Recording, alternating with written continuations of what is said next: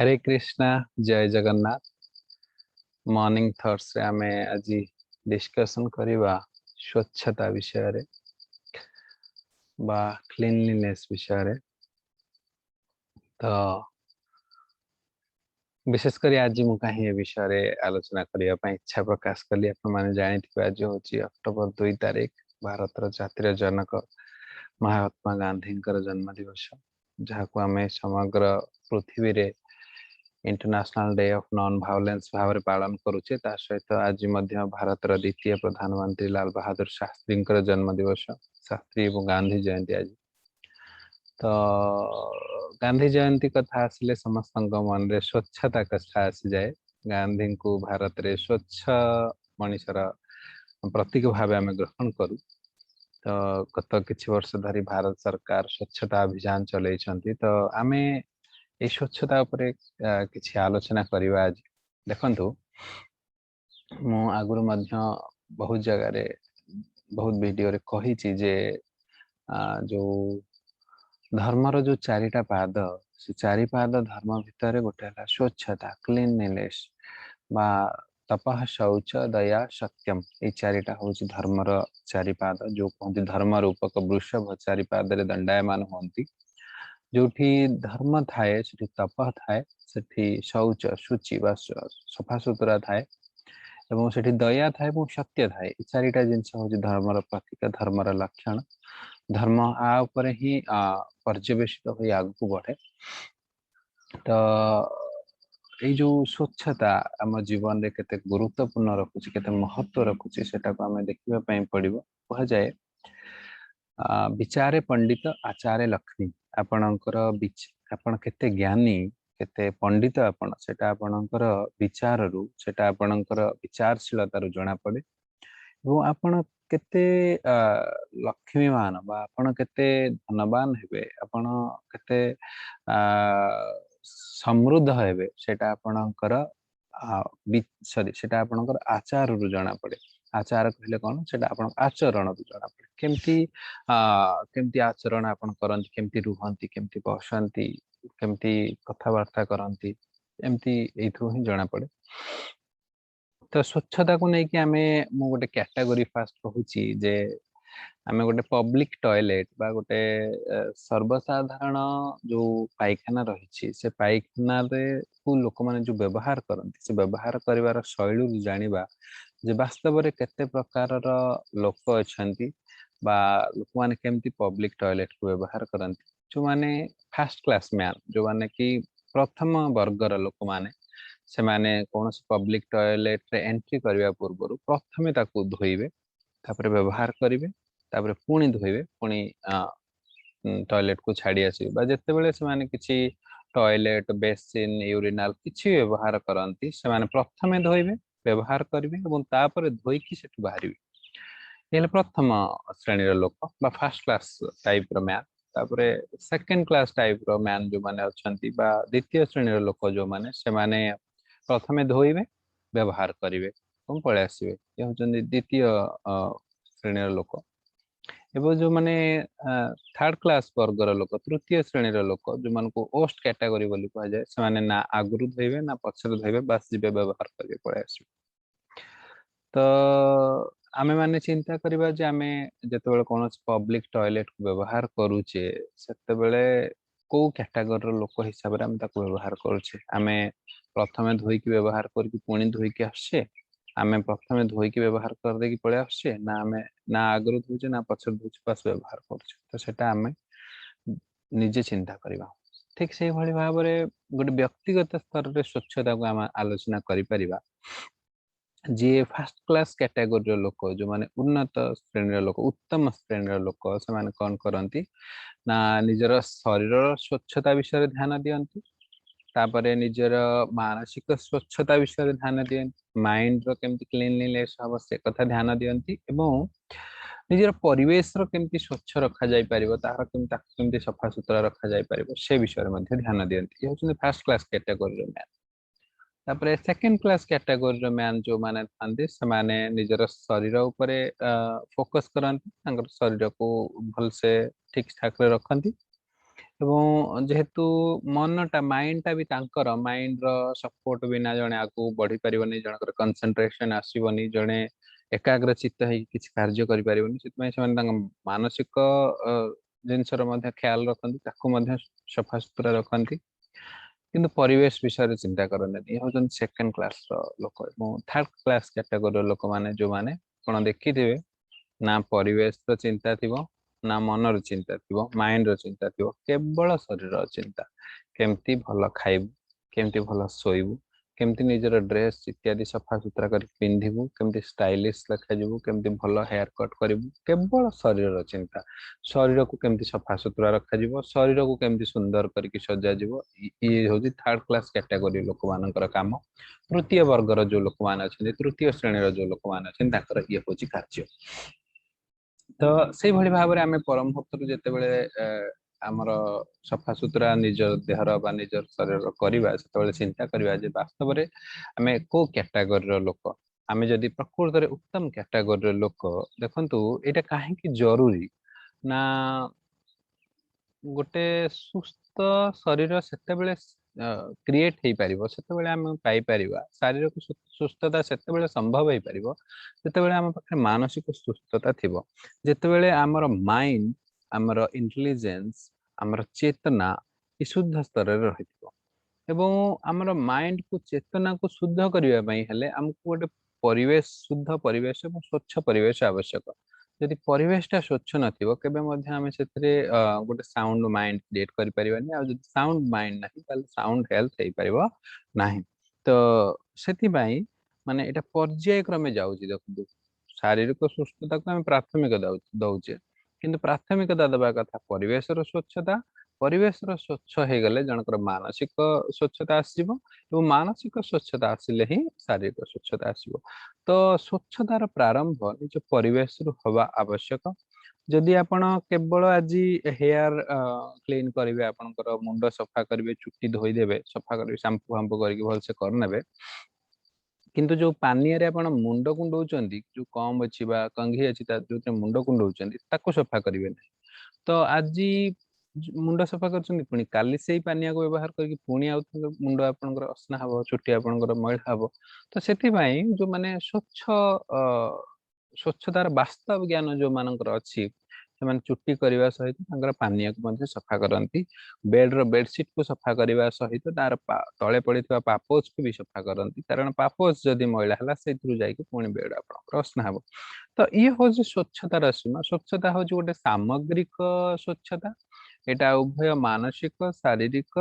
ଏବଂ ପରିବେଶରେ ରହିଥିବା ଦରକାର ଯଦି ତିନିଟା ଜାଗାରେ ସ୍ୱଚ୍ଛତାକୁ ଆମେ ଦେଖିପାରିଲେ ବା ବଜାୟ ରଖିପାରିଲେ ତେବେ ହିଁ ଆମେ ଜଣେ ସ୍ୱଚ୍ଛ ମଣିଷ ବୋଲି ଚିନ୍ତା କରିବା କୁହାଯାଏ be the change you want to see ସବୁବେଳେ ମୁଁ ଗାନ୍ଧିଜୀଙ୍କର ଏଇ କଥାଟିକୁ ଗ୍ରହଣ କରେ ଯେ ମୁଁ ଏମିତି ତ ବହୁତ ପ୍ରସଙ୍ଗ ଅଛି ଯୋଉଟାରେ ମୁଁ ଆପଣମାନଙ୍କୁ କହିପାରନ୍ତି କିନ୍ତୁ ସେଇଥିପାଇଁ କହୁନି ଯୋଉ ଆମେ ଚୈତନ୍ୟ ମହାପ୍ରଭୁଙ୍କୁ ଫଲୋ କରୁ ଏବଂ ଚୈତନ୍ୟ ମହାପ୍ରଭୁଙ୍କ ବିଷୟରେ ଚୈତନ୍ୟ ଚରିତାମୃତରେ ଗୋଟେ କୁହାଯାଇଛି ଆପଣ ଆଚରି ପ୍ରଭୁ ଯିବେ ଶିଖାଇଲ ପ୍ରଭୁ ଚୈତନ୍ୟ ମହାପ୍ରଭୁ ନିଜ ଜୀବନରେ ହରିନାମ ସଂକୀର୍ତ୍ତନର ଗୁରୁତ୍ୱଟାକୁ ଆଚରଣ କରିକି ଅନ୍ୟମାନଙ୍କୁ ଶିଖେଇଲେ ତ ଆମେ ଯେପର୍ଯ୍ୟନ୍ତ କୌଣସି ଜିନିଷକୁ ନିଜେ ଆଚରଣ ସିଦ୍ଧ କରୁନାହିଁ ନିଜେ ଆମ ଜୀବନରେ ପ୍ରୟୋଗ କରୁନାହିଁ ସେ ପର୍ଯ୍ୟନ୍ତ ଆମେ ଅନ୍ୟମାନଙ୍କୁ କୌଣସି ଶିକ୍ଷା ଦେଇପାରିବା ନାହିଁ ବା ଶିକ୍ଷା ଦେବାର ଅଧିକାର ନାହିଁ ଏମିତି ବହୁତ ସାରା କଥା ଅଛି ମୋ ଜୀବନରେ ଯୋଉଟା କି ମୁଁ ନିଜେ ସେଟା କରୁନାହିଁ ବା କରିବାରେ ସକ୍ଷମ ହେଇପାରି ନାହିଁ ସେଥିପାଇଁ ସେ ସଂକ୍ରାନ୍ତରେ ମୁଁ ଆଲୋଚନା କରୁନାହିଁ ଯୋଉ ଜିନିଷକୁ ମୁଁ ନିଜେ ପ୍ରୟାସ କରୁଛି କରିବା ପାଇଁ ବା କରିପାରୁଛି ସେଇଟା ହିଁ କେବଳ କହୁଛି ତ ଯେମିତି ମୁଁ ଯୋଉ ଚାରିଟା ଯାକ ରେଗୁଲେଟିଭ ପ୍ରିନ୍ସିପଲ ତାକୁ ବର୍ତ୍ତମାନ ମାନୁଛି ଯୋଉଟା ମାଂସାହାର କରିବା ନାହିଁ କୌଣସି ପ୍ରକାର ନିଶା ସେବନ କରିବା ନାହିଁ ଜୁଆ ଖେଳିବା ନାହିଁ ଅବୈଧ ଶାରୀରିକ ସମ୍ବନ୍ଧ ରଖିବା ନାହିଁ ତାକୁ ପାଳନ କରୁଛି ସେଥିପାଇଁ ଆକୁ ଏ ବିଷୟରେ ମୁଁ କହିପାରୁଛି ବା ଫର୍ଦର ଆଉ ଯୋଉ କଥା ରହିଲା ଯେମିତି ପରିବେଶକୁ ଜାଣି ଶୁଣି ଅସନା କରିବା ରାସ୍ତାରେ ମଳତ୍ୟାଗ କରିବା ଏସବୁକୁ ମୁଁ କରୁନାହିଁ ସେଥିପାଇଁ ଆପଣଙ୍କୁ କହିପାରୁଛି ତ ଯାହା କେବଳ ମୁଁ ମୋ ଜୀବନରେ ବ୍ୟକ୍ତିଗତ ଜୀବନରେ କରିପାରୁଛି ସେଟା ହିଁ ଆପଣଙ୍କୁ କହୁଛି ରାସ୍ତାରେ ମଳତ୍ୟାଗ କରିବାରୁ ଗୋଟେ ପ୍ରସଙ୍ଗ ମନେ ପଡିଲା ପ୍ରସଙ୍ଗଟି ହୁଏତ କାହାକୁ ବ୍ୟଥିତ କରିପାରେ କ୍ଷମା କରିବେ ମୁଁ ସବୁବେଳେ ଯେତେବେଳେ ଆମ ଗାଁକୁ ଯିବା ଆସିବା କରେ ଆମ ଗାଁରୁ ଏମିତି ପୂର୍ବ ଦିଗରେ ମେନ୍ ରୋଡକୁ ବାହାରିଲା ବେଳକୁ ଗୋଟେ ଗାଁ ପଡେ ବହୁତ ବଡ ଗାଁଟେ ସମୃଦ୍ଧ ଗାଁଟେ ମଧ୍ୟ ବହୁତ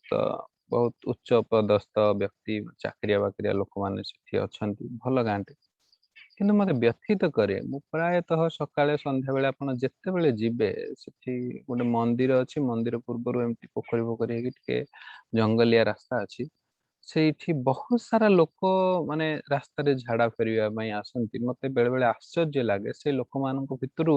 ମୁଁ ବେଳେ ବେଳେ ମତେ ସ୍କୁଲରେ ପିଲାଦିନେ ପାଠ ପଢେଇଥିବା ଜଣେ ଶିକ୍ଷକଙ୍କୁ ଦେଖେ ପ୍ରତିଦିନ ସେ ଏମିତି ପୁରା ପେଟ କାଢି ଦେଇକି ତାକୁ ପେଟ ବାଡଉଥିବେ ରାସ୍ତାରେ ଠିଆ ହେଇକି ଆଉ ସେ ବ୍ୟକ୍ତି ଜଣକ ତାଙ୍କ ଗାଁରେ କୋଉଠି ସବୁଠୁ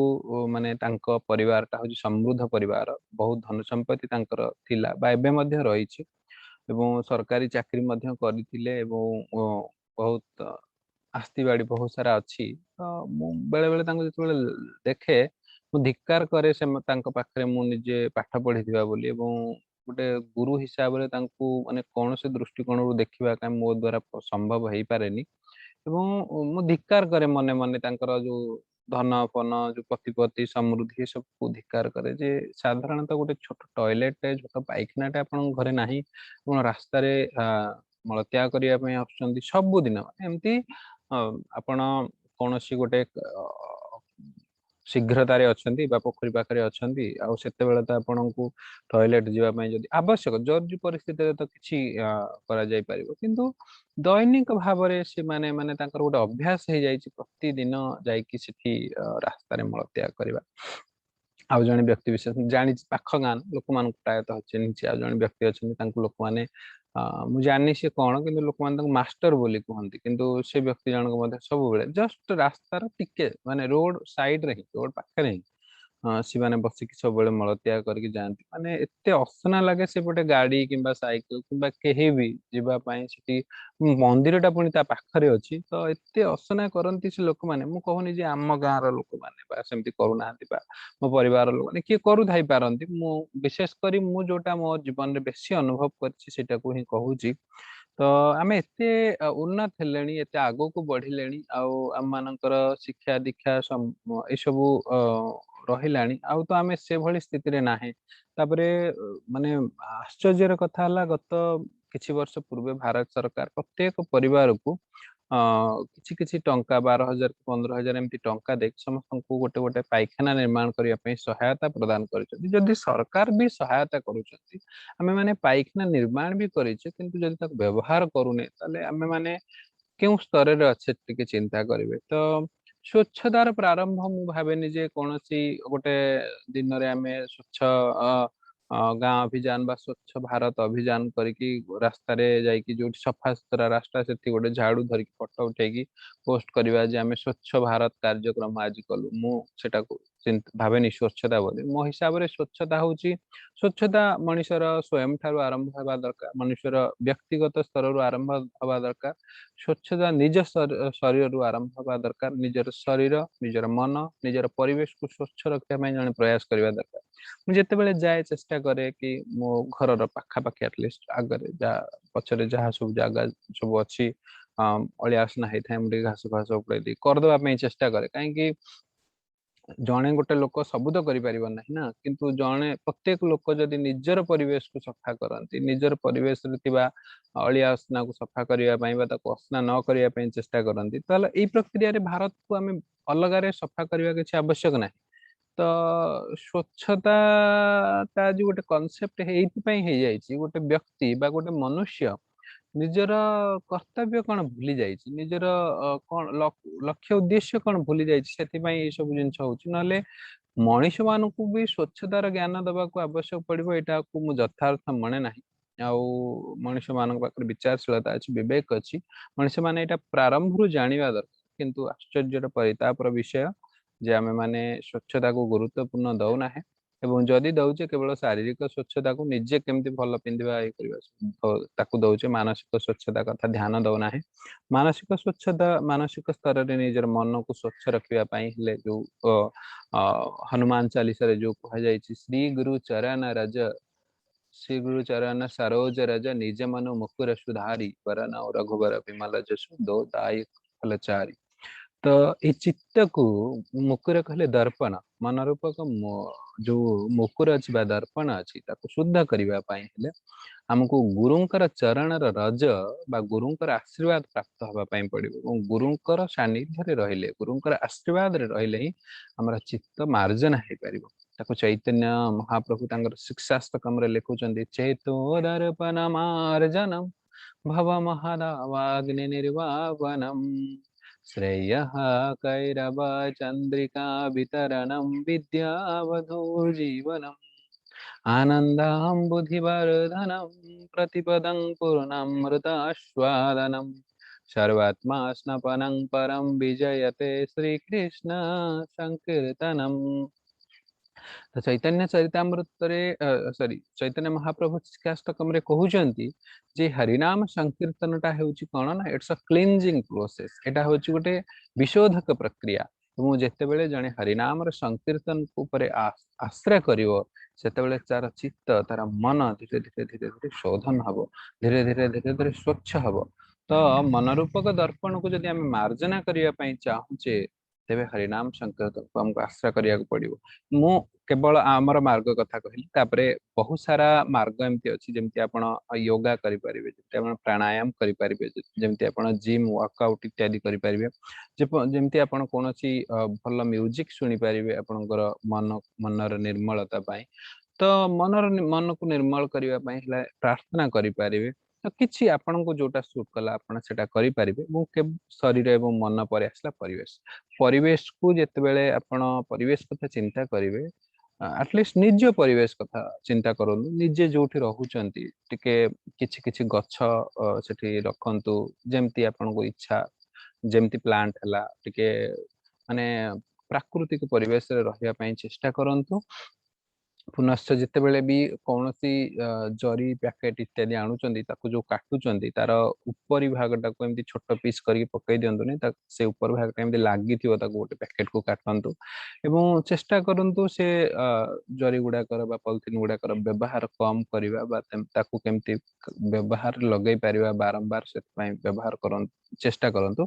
आ विशेष करी एटा गोटे कुश्चित एवं कदाकार कथा मु ताको बारंबार कहबा पई भल लागुनी मते जो माने रास्ता रे झाड़ा फेरुचंती रास्ता रे मलत्याग करूचंती प्लीज जो पचारंतु जे आपण जने पशु नुहंती कुकुर नुहंती बिलेई नुहंती मांकड़ नुहंती एई माने ही जानते नि जे रास्ता कोन घाट कोन माने सब जोठी जहा पारला सेमती कर दे पारंती किंतु आपण जने मनुष्य एवं आपण पाखरे विचारशीलता अछि विवेक अछि आपण जन श्रेष्ठ जीव निजर सेई जदि आपण गोटे कथा मु कहूची जदि आपण आज भी रास्ता रे मलत्याग करूचंती ताहले आपणक ना आपण समृद्ध ना आपण शिक्षित ना आपण धनीशाली आपण किछि नहंती आपण होचंती केवल जणे मूर्ख विवेकहीन पशु भली समान तो चेष्टा करिवे पर मुहूर्त रु केमती निजको सतर्क करिवे एवं स्वच्छता निज ठारू ही आरंभ करिवे निजर शरीर निजर मन एवं निजर परिवेश ठारू ही स्वच्छता आरंभ करिवे आउ जेमती भारतीय मानक स्वच्छता निमंते वार्ता दवा को न पड़े स्वच्छता निमंते वार्ता दवा वास्तव रे माने आधुनिक समय वर्तमान रो जो समय आम आसिक पहुंचते एभली लोक मानक पई स्वच्छता संबंधी वार्ता एक अपमान भली आम माने स्वतः स्वच्छ हवा आवश्यक तो आजिकार विषय रे आम एतिकी आलोचना करि परिबा हरे कृष्णा दंडवत प्रणाम जय जय जगन्नाथ जय जय जगन्नाथ जय जय जगन्नाथ।